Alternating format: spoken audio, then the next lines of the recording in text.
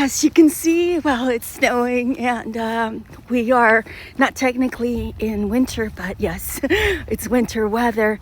And I was sharing with you for the first time, I've never shared this publicly. I was under psychiatric treatment because of the trauma and experiences that I had to go through with domestic violence that escalated to the point where I was being strangled to death. And I am no longer in that phase of lack of awareness where, I used to think that justice existed. If you still believe in that, do some research, because that way you don't get blindsided when you start going through, whether it's family law or criminal law. Sometimes justice only exists for the criminals that, provide a lot more money to hide evidence or, make sure that certain things do not get allowed into court proceedings.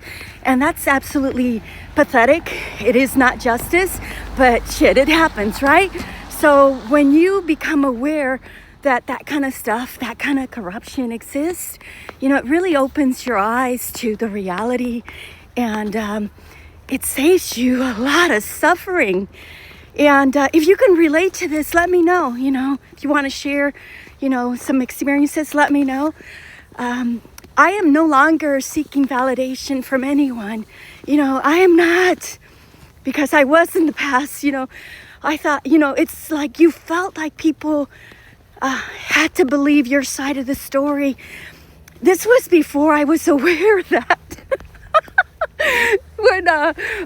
This was before I was aware of the word and one of the tactics that toxic abusers, whether you call them narcissist, people that have abusive, toxic, narcissistic, traits and behavior, because the reality is, we all know, most of them, of course, they don't think that there's a problem, that they don't have a problem. So how could they get a diagnosis, right? That would imply them believing and, agreeing that they have a problem, which we know they don't believe that, right?